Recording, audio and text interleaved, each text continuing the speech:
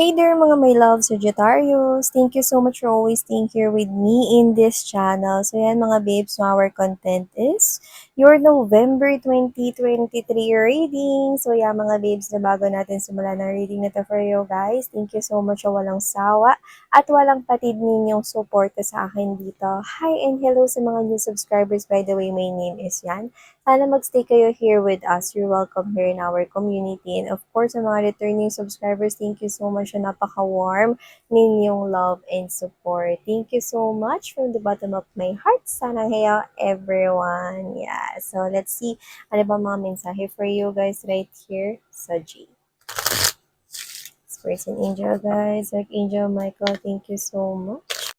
What do we have here for Sagittarius, November 2023? Sagittarius, November 2023.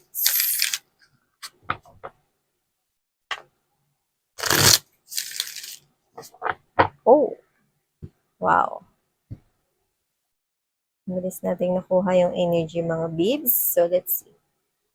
So, Sagittarius, you have right here this Archangel Michael. Wow, kaka-mention lang natin. Thank you so much for joining us right here, Archangel Michael. So, yeah, I'm seeing that you are being protected right here, yeah, from any harm.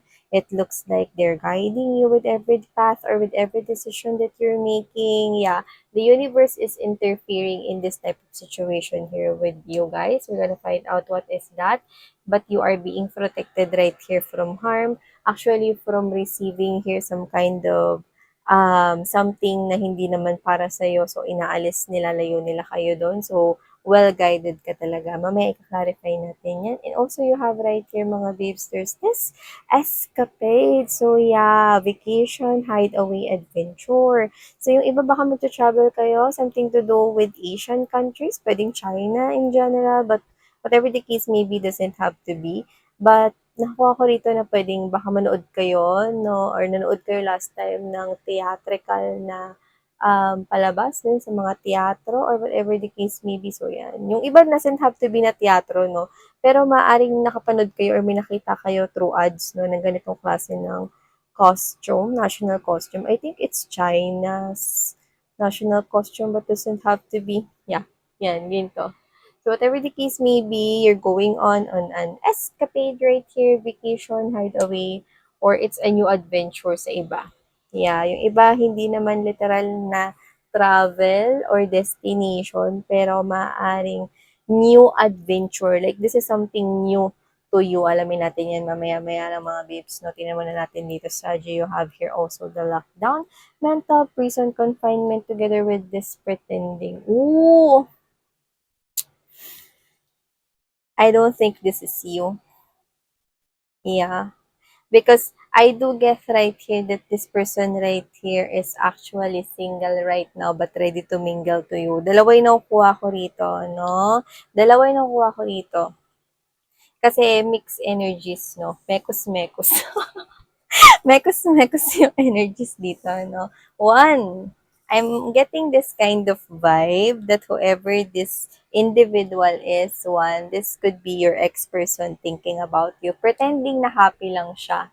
Yan, no? So, may kakonect mo siya rito, third party, gusto niya maging single. Yan, yung nakukuha ko rito. Or this person acts single, no? Para antag nito, makapag-enter siya sa'yo, sa life mo rito, no? But, you know what? This person is just faking it. Yeah, no? Connected pa siya with the third party kung may third party man rito, no? Kung wala naman, at single siya ngayon, no, namomroblema siya rito, there's this kind of mental problem or issue arising right here. Okay, because this person is pretending here na okay lang naman siya, okay lang naman daw siya, happy naman daw siya, single naman daw siya, okay lang. Pero yung totoo, iniisip-isip kanya. The second scenario, right, hindi ko alam kung anong ginawa sa inyo ng person na yun, pero maaring dahil nga sa third party issue. Okay? The second scenario that I'm getting is this person right here is pretending na wala siyang gusto sa'yo. This person is single right here and I'm seeing a corporate attire. So this person could be someone from your workplace or katrabaho niyo siya, pero pwede rin namang hindi. Pero kung sino man siya, nakukuha ko rito na pwedeng siya ay may katungkulan at may posisyon sa isang kumpanya or baka siya ay isang business owner right here. Pero this person is pretending, this person is single, no? Ready to mingle, actually, pero sa'yo lang. Pero nag-iisip siya rito, no, ng paraan kung paano dito mag-uunang mag-first move sa'yo rito. Pero sa ngayon, tinatago niya pa ito, no, pero nahihirapan siya rito mag-pretend. Pansinin mo, hindi pantay yung kulay ng shoes. May back and forth kasi rito eh, no. See, we have here the black and there's that white. It's like a creamy white in there. So, it looks like hindi niya pa talaga alam kung anong klaseng hakbang ang gagawin niya rito. So, iisip pa siya. So, yan. Someone here is up in their head about you, about this confession or revealing of emotions, no? Sa ngayon, parang wala-wala lang, no? Kunwari, wala siyang gusto sa'yo. Pero this person is keeping it cool. Pero yung totoo, no, laman ka ng kanyang isipan 24/7 right here. And yeah, kung ex mo naman yan, laman ka ng kanyang isipan 24/7 right here. Kahit nakatabi niya pa yung third party or hindi, laman ka ng kanyang isipan. Yan. I-clarify naman na natin, no, you're being protected right here by Archangel Michael together with the other angels and guardians of yours. Why is Archangel Michael here? Thank you so much, Archangel Michael, for being with us.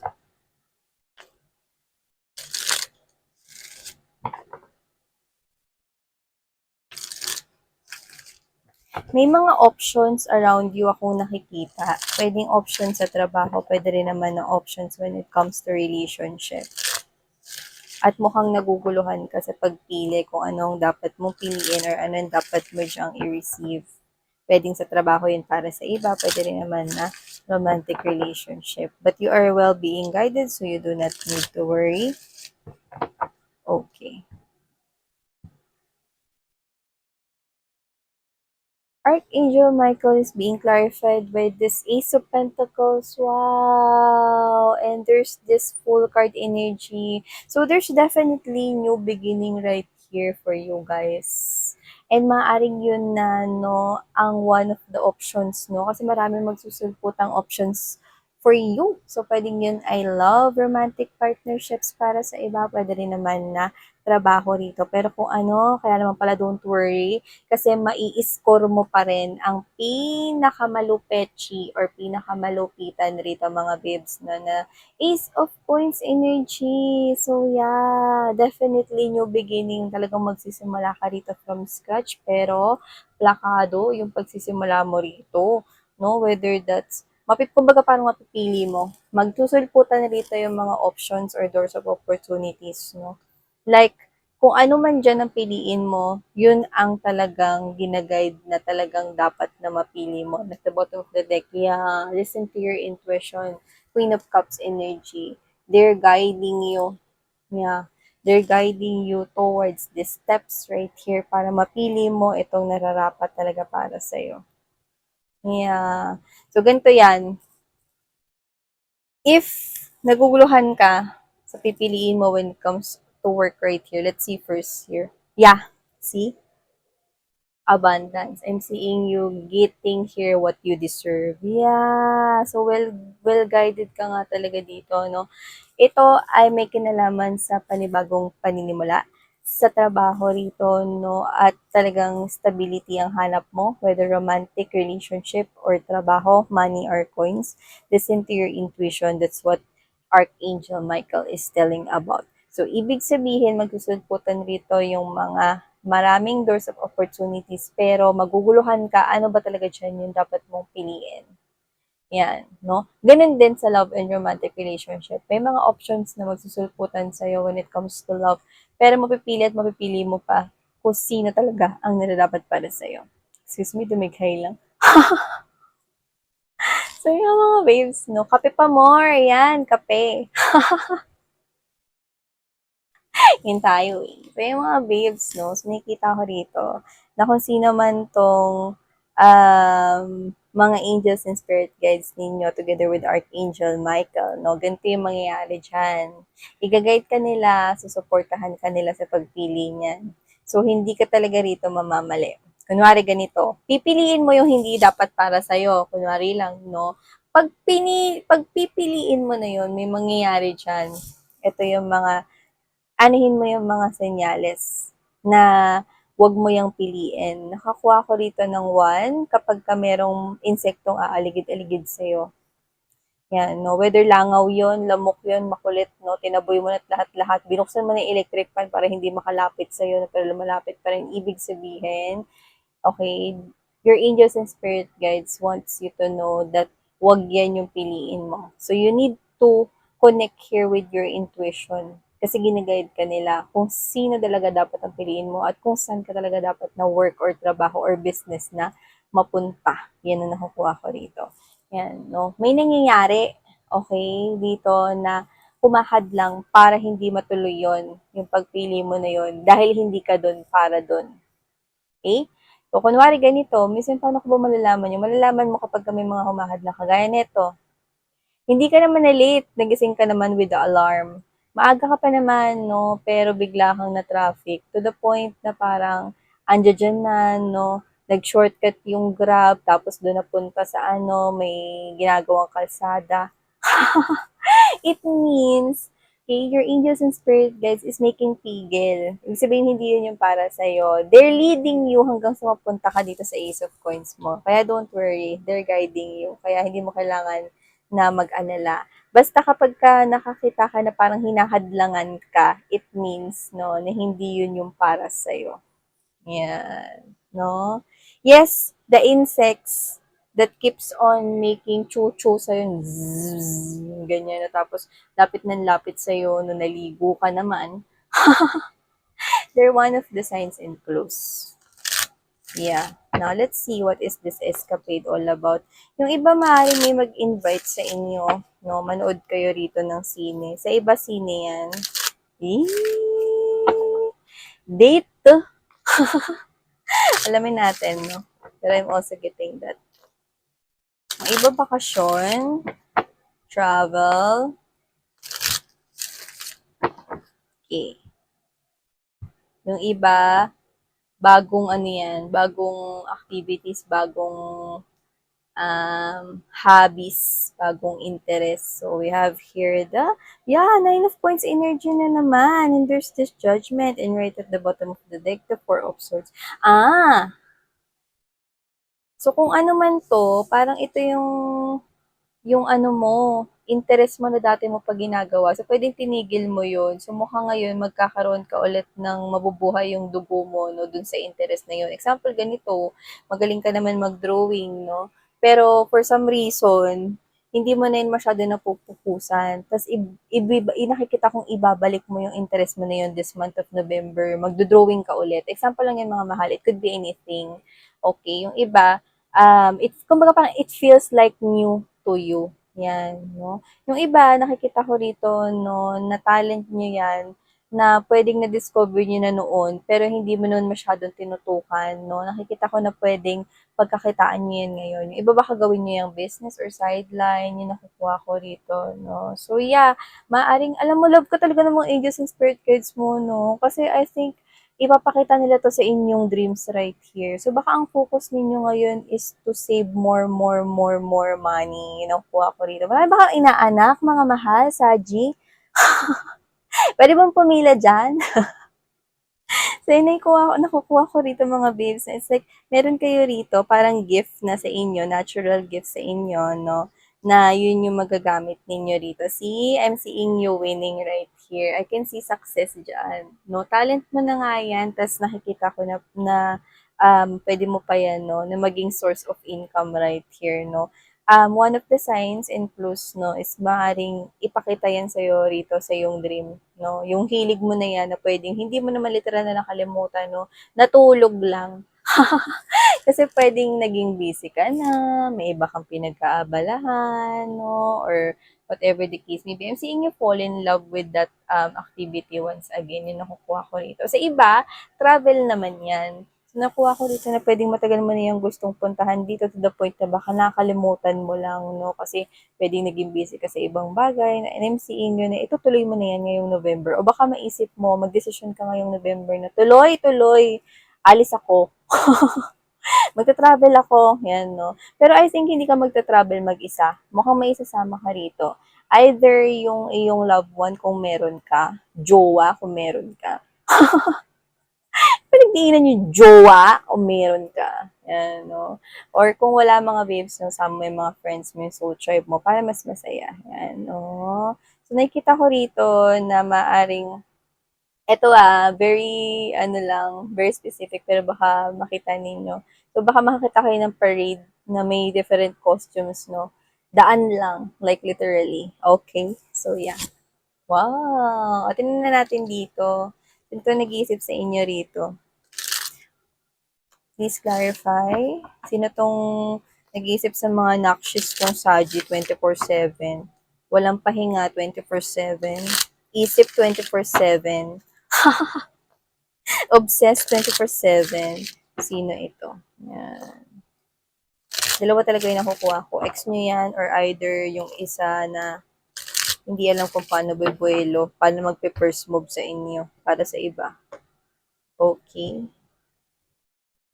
So, lockdown is being clarified by there's this Knight of Pentacles energy. Oh, so matagal na to nangyayari. And there's this lovers. Yeah, see, lovers, no? Usapang pag-ibig, emosyon talaga ito for you guys. And there you go, Queen of Swords. Oh, okay. If this is someone here na may crush sa inyo, mga mahal, listen to this.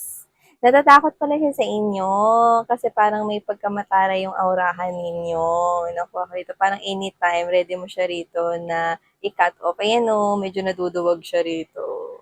Pero matagal ka na niyang gusto with the Knight of Pentacles energy. Kaya kung sino siya, no, naiisip niya rin dito na baka kaya ka ganyan, mga babes, no, pwedeng nasaktan ka when it comes to love or baka meron kang someone around you. So, you appear to be mysterious to this person right here. So, hindi niya rin alam. Kaya pala nagiging maingat siya, no. As much as possible, ayaw niya ipahalata rito meron siyang gusto sa'yo. Pero, yun nga, nag-iisip siya rito ng movement and I think this movement will happen this November right here kasi matagal niya naman na pala itong pinag-iisipan. With the Knight of Coins. So, alam mo yun, no? Alam mo yung paunahan yung rabbit tsaka yung tortoise. Tortoise. Tsaka yung turtle, di ba? No, pero nauna yung turtle, yan. No? Gusto niya kasi na maipanalo ito. Kaya okay lang daw na maging mabagal. Pero parang, masyado ka namang atang mabagal, boy. Yung mga noxious ko waitings na, oh, yan. Kasi pwedeng matagal na rin talaga siya, no, may gusto sa'yo rito, no. So, kalmahan mo lang, baba mo kasi yung kilay mo, tsaka gumamit ka naman ng ash brown na pangkilay. So, yung mga babes, natin gender dito, no. Pero natatarayan daw siya sa, takot siya sa'yo, be. Yun, nakuha ko rito. Pero yun nga, no, mabibuild yan. Kasi iniisip niya rito na ang tagal. Diyos mio, ngayon mo lang naisip na matagal na palang ikaw tenga.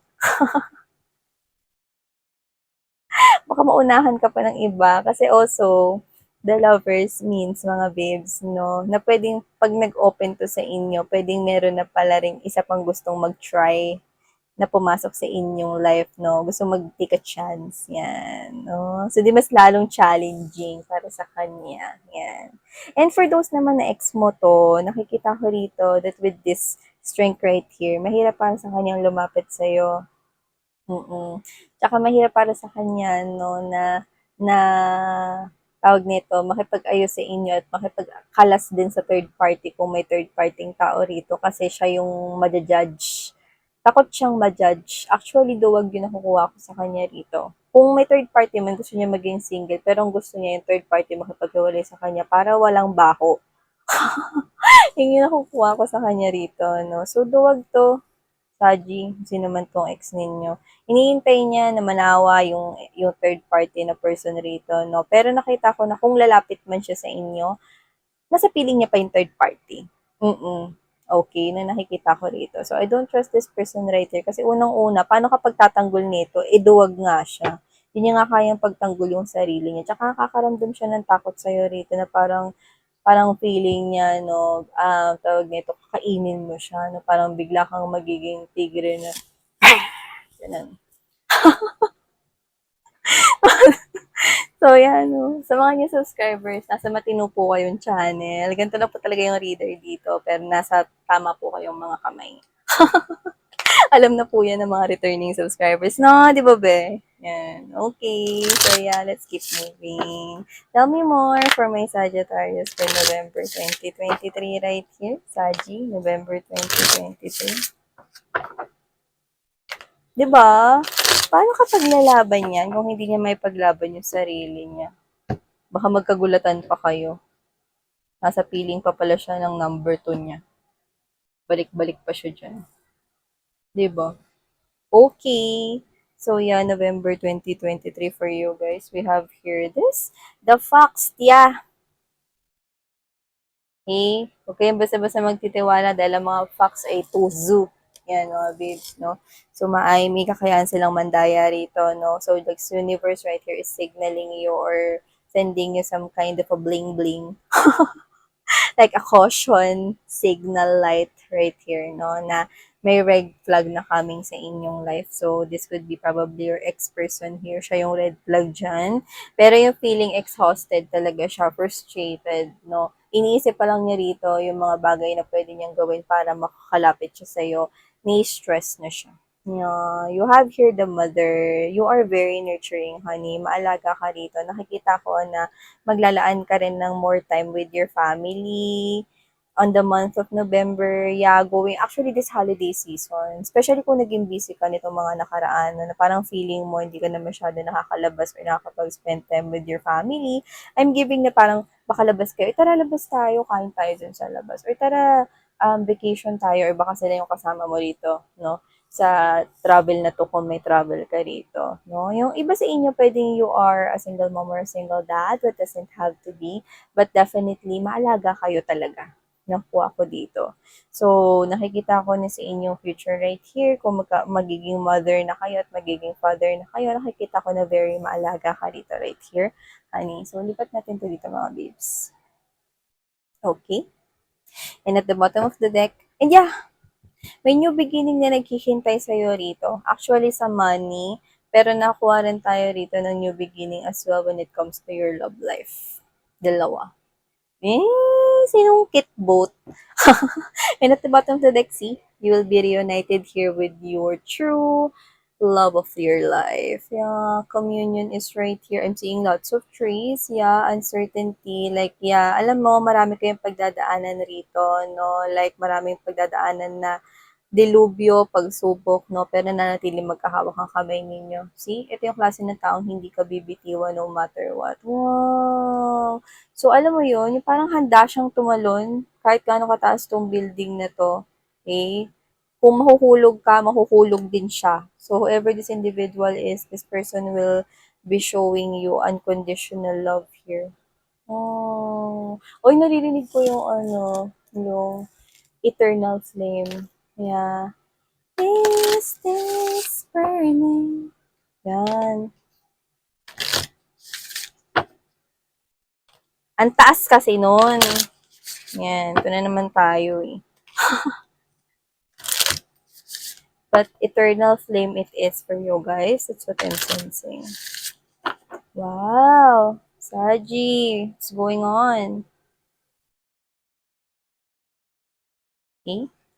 So you have here the tears of joy and sadness. You know what? Mukhang itong paparating sa'yo, maiiyak ka sa tuwa, mahal. Okay? Maiiyak ka sa tuwa. Like, hindi mo talaga maisip na mangyayari to sa life mo ever. You're holding this cup, symbolizing right here that you are proud of yourself na nagawa mo, nalampasan mo ang lahat ng ito at nagtagumpay ka. This is you celebrating, cheering yourself right here. It's like, this is you tapping your own shoulder, like you're tapping your shoulder right here, telling yourself na nagawa ko. And you're well being guided right here. So at the bottom of the deck, you do have here this healing waters. It's time for you to heal and receive the blessings you deserve, honey.